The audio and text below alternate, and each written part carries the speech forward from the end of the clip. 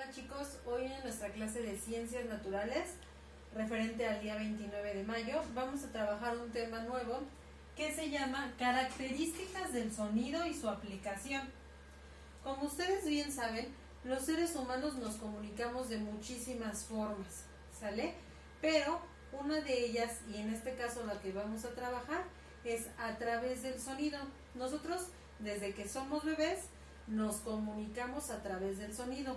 En este caso, quiere decir que no por el sonido que emiten las palabras. Cuando somos bebés, nos comunicamos con, exactamente, a través del llanto, donde expresamos alguna necesidad en este caso.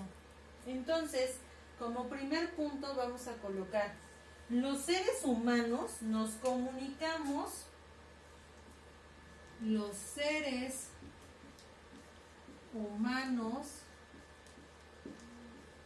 nos comunicamos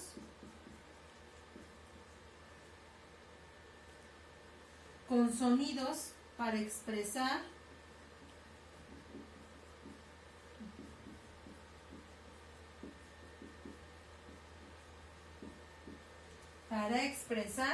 ideas, emociones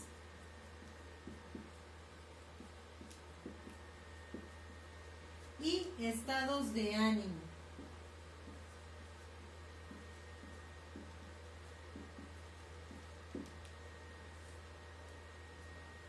Y eso, chicos, se da por simple naturaleza, porque como seres humanos tenemos 1000 formas de comunicarnos afortunadamente, pero frecuentemente utilizamos esta. A través del sonido nosotros podemos comunicar alguna necesidad, mi estado de ánimo y además también la emoción. Y pensaríamos que el sonido viaja nada más a través del aire, pero no nada más el sonido viaja a través del aire. También se da de otra forma que vamos a notar. El sonido no solo viaja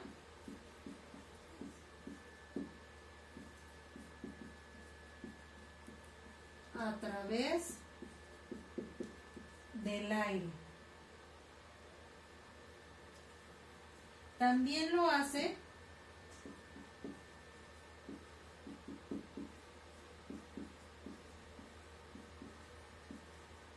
por materiales sólidos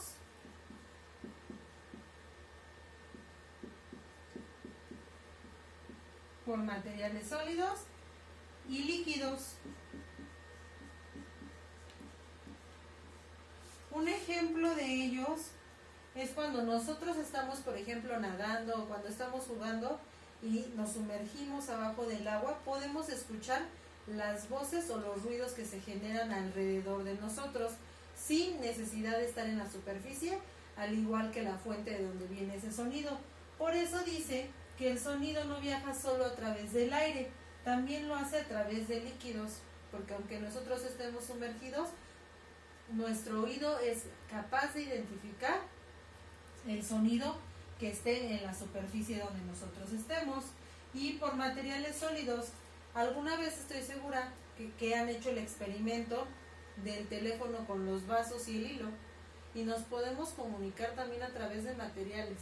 Si nosotros hablamos a través de ese vaso, emitimos un sonido que sí llega hasta el otro lado. Entonces sí es un canal de comunicación. Entonces ponemos entre paréntesis los ejemplos. Cuando estamos abajo del agua, cuando estamos bajo el agua,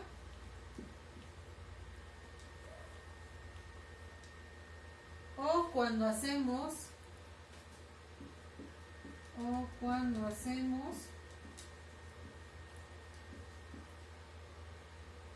el teléfono con vasos. Seguramente ese experimento ustedes ya lo hicieron. Pero también nos habla de algo importante. El sonido también tiene características propias que vamos a colocar a continuación. ¿Sale? Entonces anotamos características del sonido.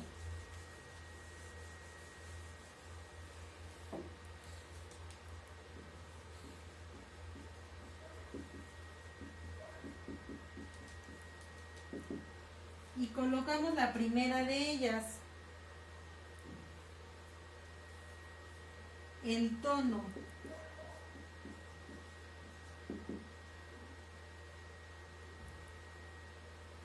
No sé si ustedes han escuchado decir que algunas canciones son difíciles de cantar por el tono, porque en algunas ocasiones la canción puede tener un tono grave o un tono agudo. Y cuando hablamos de que sea un tono agudo o un tono grave, no es lo mismo, hay mucha diferencia. Por ejemplo, cuando nos referimos al tono agudo, podemos hablar de la voz que emiten los niños. Ustedes, por ejemplo, tienen un tono de voz agudo. Y cuando son más grandes, cuando ya son hombres grandes, adultos, tienen un tono de voz grave. Es decir, la voz es un poco más gruesa, un poco más fuerte. Por eso hace diferencia entre un tono agudo, que es un tono más bajo, y un tono grueso. Entonces, el tono puede ser agudo o grueso. Siguiente característica. La intensidad es otra de las características de sonido. La intensidad.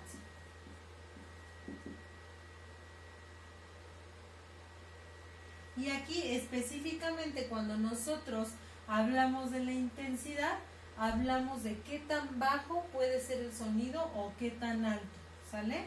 Intensidad, nos referimos a alto o bajo.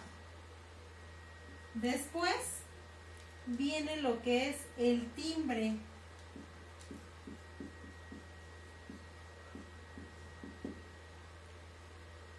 Y el timbre, chicos, es muy particular dependiendo la fuente de sonido que lo imita. Por eso es timbre, porque hace una diferencia significativa y muy importante. Específicamente, cada fuente de sonido va a tener un timbre en particular. Es decir, una cosa o una fuente de sonido no puede tener el mismo timbre que otra. Por ejemplo, pudiéramos hablar de instrumentos musicales. No va a emitir el mismo timbre una flauta como instrumento musical que una guitarra. Entonces a eso nos referimos con timbre, a la característica que tenga en particular, ¿sale? El timbre es el sonido particular,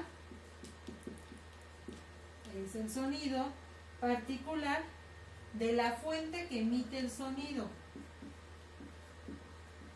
es decir, de quien lo produce o de lo que lo produce, de la fuente que emite el sonido y de cómo lo produce.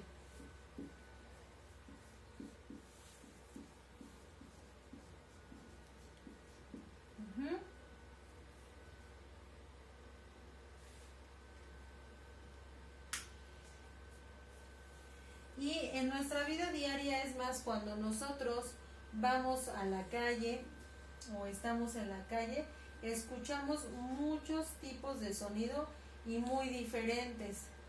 Y no sé si algunos de ustedes trabajaron en sus temas de investigación. La contaminación, los tipos de contaminación son varios también. En este caso también existe contaminación auditiva, es decir, cuando los sonidos que se generan son demasiado altos y muchos durante un tiempo prolongado, puede llegar a causar daños severos a la salud. Es decir, aquí ya se estaría hablando de una contaminación auditiva. Para eso vamos a colocar el siguiente punto, donde nos dice que el exceso de ruido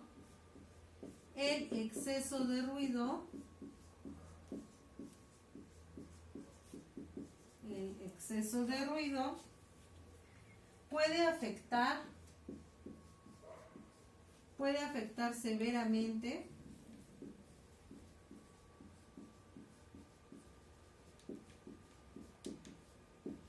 nuestra salud.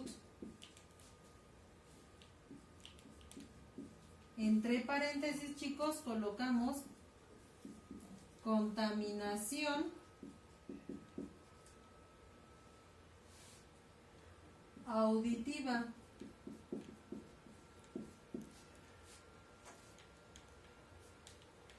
Y cuando nosotros hablamos de que afecta nuestra salud, ¿qué partes de nuestro cuerpo en específico creen ustedes que puede llegar a afectar los sonidos tan altos?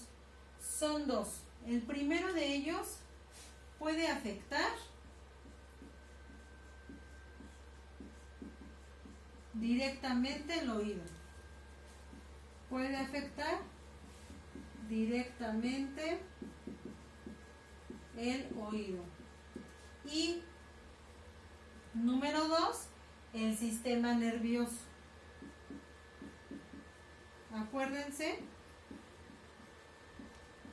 que el sistema nervioso en nuestro cuerpo es el encargado de mandar señales a nuestro cerebro y por lo tanto puede ser dañado con ruidos en exceso durante mucho tiempo y de manera muy constante o muy repetida, ¿sale?